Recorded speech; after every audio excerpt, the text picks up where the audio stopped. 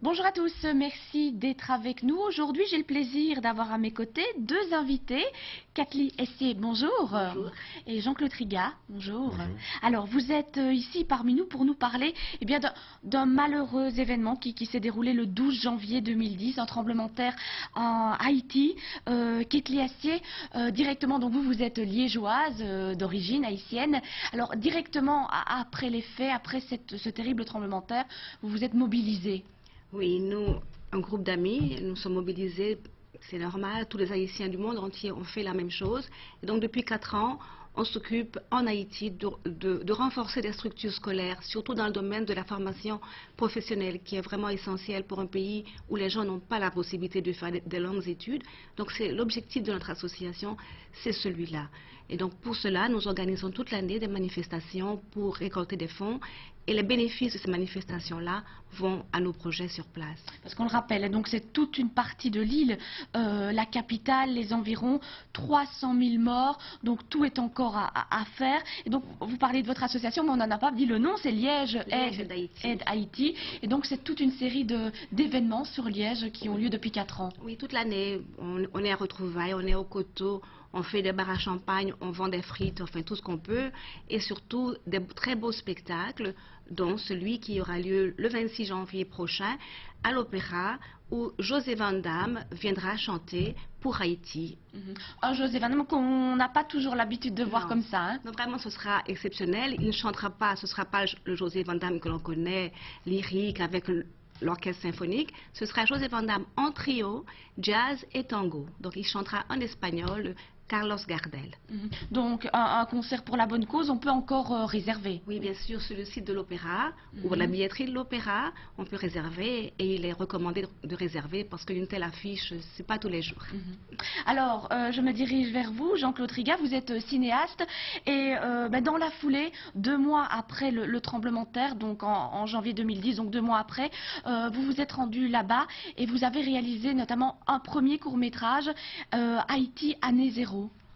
Oui, donc je vais une première fois à Haïti avant le tremblement de terre, quelques mois avant. Donc j'ai quelque part des repères, des gens que je connais là-bas, je connais un petit peu le pays.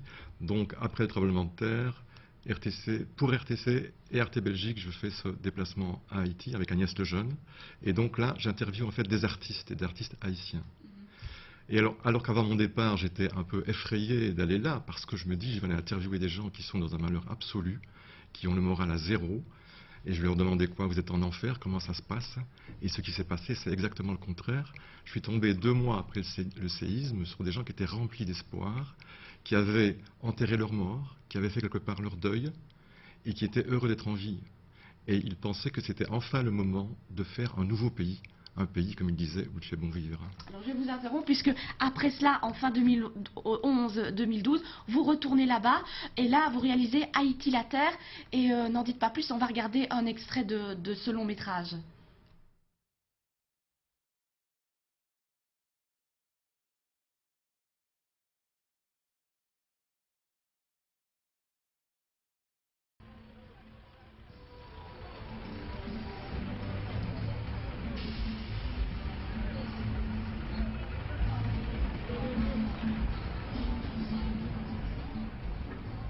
Je pense que de toute la Caraïbe, Haïti est le pire. Et ça me fait mal. Tu m'as mangé matin déjà? Non, je ne pas boire matin. Et qui l'a reçu dans le journée, on va le bailler au duché là. Ça joue de conduire.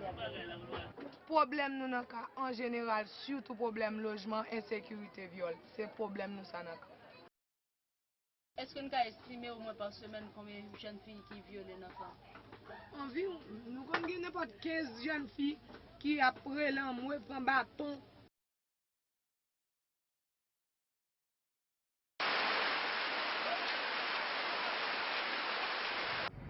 J'aimerais avoir un compagnon, mais ça ne dépend pas de moi seulement. Et la carrière m'a venu là. On va chercher tout côté pour le point sensible. Cherchez dans ma flanque. Cherchez dans. Jean, cherchez. Haïti n'est pas ça, je me souhaite vivre là. Non, ça c'est Haïtien qui décide de vivre en battant dans tout. Parce que un an, au travail, on mange chaque jour. Même ce tremblement de terre, ça, il fait plus de temps qu'on peut imaginer avec Haïtien. Quelle raison pour faire tout Haïtien de mourir de fini? Ah.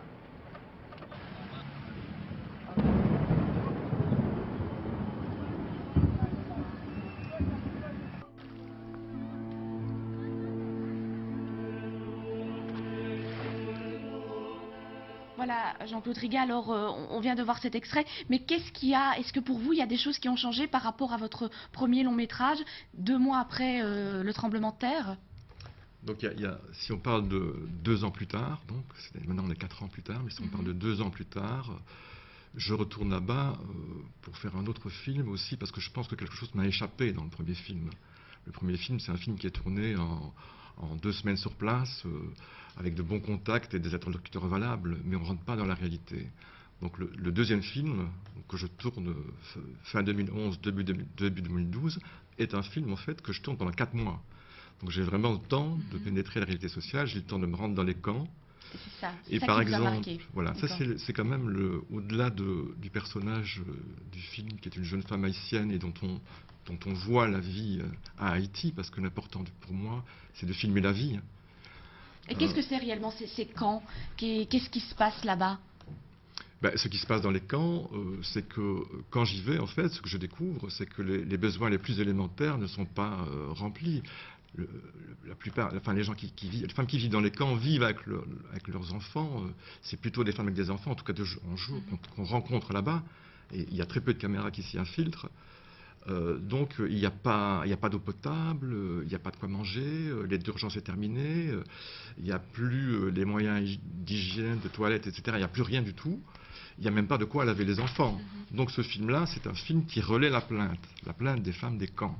Et donc c'est pour ça que j'y tiens, et je pense que je me centrerai là-dessus par rapport à ce que je vous dis. Ce qui est important, c'est de relayer quand même la plainte des gens qui sont les plus démunis.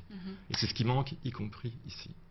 Malheureusement, le temps presse, mais on invite bien sûr tous nos téléspectateurs à regarder le samedi 25 janvier sur RTC, Haïti année 0, suivi de Haïti la Terre. Ça se passe donc le samedi 25 janvier sur RTC, dès 20h30, à ne pas rater puisque c'est en diffusion unique. Ketli, le mot de la fin, donc on voit vraiment qu'à Haïti, il faut tout faire encore, hein, tout reste à faire. Quand on voit l'ampleur des dégâts, on sait bien que ça va prendre des années. Donc restons mobilisés et continuons à aider Haïti, il en a vraiment besoin. Merci beaucoup en tout cas d'avoir été avec nous aujourd'hui et merci de votre fidélité. On se retrouve très bientôt.